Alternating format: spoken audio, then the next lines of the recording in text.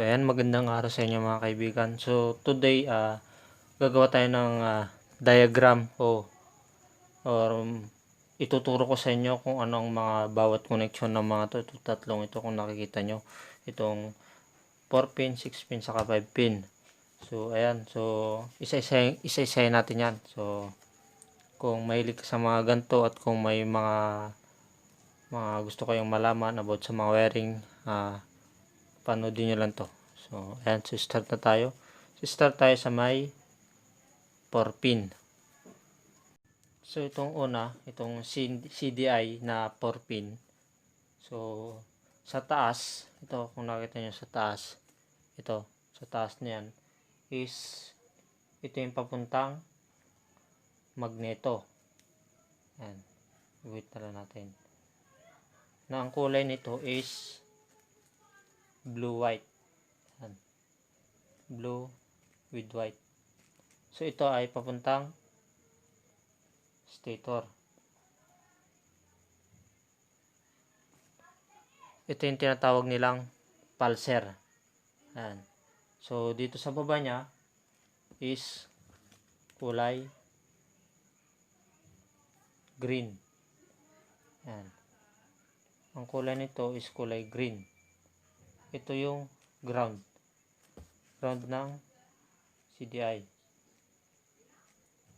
Ayan. So, dito naman sa kabilang taas is ito yung papuntang ignition coil. Kung alam nyo yung sa may papuntang spark plug. Yung connection nun, sundan nyo lang yung sa may ignition coil. May nakatap dun na kulay black yellow. Ito, black yellow.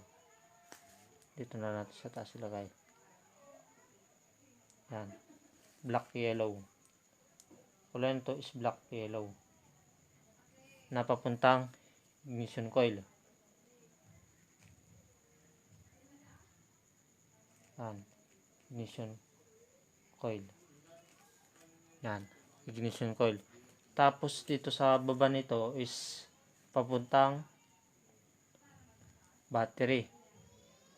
Yan. Ito naman ang kulay niya is black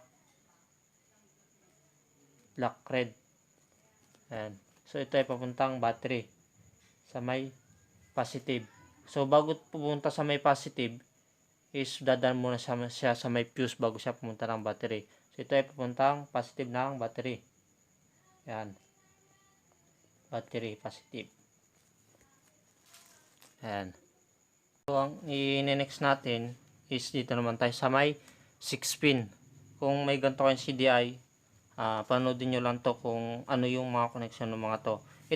Itong 4 pin na to para sa DC or sa mga battery operated. Ito naman kung nakikita nyo AC kasi sa stator sila nangunguha ng kuryente o supply. So ito panoodin nyo kung ano mga connection nya. Sa taas nito, itong 6 pin na CDI is ang kulay nito is blue-white din. Blue-white. Napapunta ring stator. Ayan. Tanda niya, blue-white. Tapos sa baba nito is ground. Kulay green. Ayan. Ground. Ayan, ground. And then sa taas nito, ito sa taas, ang kulay nito is black yellow. Ayan. So itong black yellow ito, black yellow is papuntang ignition coil. Ayan. Ignition coil. Na siya ang nagbibigay ng kuryente sa spark plug. So, dito sa kabila niya is papuntang rectifier. Ayan. Papuntang rectifier yan. Na ang kulay nito ay papuntang rectifier. Papunta pala ng stator din. Papuntang stator yan. Stator pala. Ito ay ang kulay niya is black white. Yan, ito ang ating black white na kung tinatawag ay kill switch. Ayan. So panoodin nyo lang ha. Then sa baba nito, ito sa may baba. Ayan, sa may baba nito, ang kulay din nito is kulay black red na papuntang stator. Ayan. So ito yung nangunga ng supply sa may stator, black red. Ayan, stator. So ito pala mga kaibigan, mali pala yan. Ito ang tinatawag nilang kill switch. Ayan. Black white, tandaan nyo mga kaibigan ha. Black white is kill switch. So ito na lang natitira. So ito ground din yan. Nang kulay niyan is kulay green din. Pwede yung pagsamaan itong dalawang ito na ground. So ayan. Ayan, natapos na tayo dyan sa may 6 pin. Doon naman tayo sa may 5 pin. Ayan. So sa 5 pin, ang kulay din nito sa taas is blue white lang din. Blue white. Napapuntang stator. Ayan. Papuntang stator to ha. And then sa kabila, ito is black yellow. Ayan. Black yellow.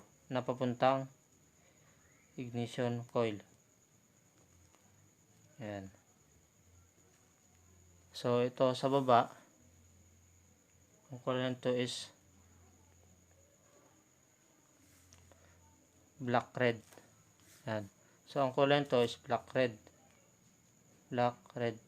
Napapuntang stator. Kasi sa stator sila nangunguha ng supply. And then itong nasa gitna, ito ang tinatawag nilang kill switch. Kill switch. Yan, kill switch. Yan, kill switch. Na ang kulay nito is black white.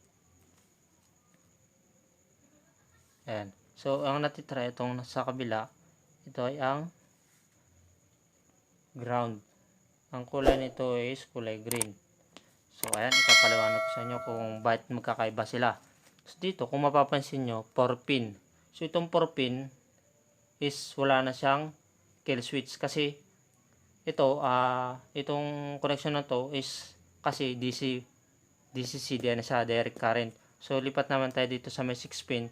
Kaya naging 6 pin ito kasi tingnan nyo kung anong pagkakaiba dito nito. Kasi ito may kill switch, dito wala. Ayan. Tapos ito dalawa ang ground, ito isa lang ground. Kasi ayan, dalawang ground. Ito isa lang ang ground niya. Tapos ito may kill switch, ito wala. And then lipat din tayo sa 5 pin. Ito ang kill switch naman is nasa gitna. Ayan.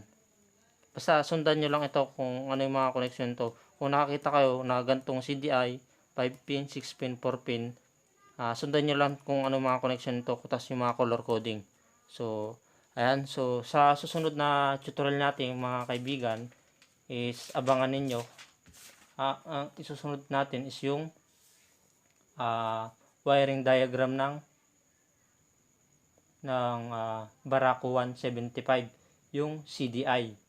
Kung anong color coding ng CDI, kung ano yung mga connection nun. So, sa mga merong mga Barako 1 dyan, abangan yung susunod nating tutorial about sa wiring naman ng CDI ulit ng Barako 175. So, yun lang. So, salamat. Sana may natutunan kayo. And thank you.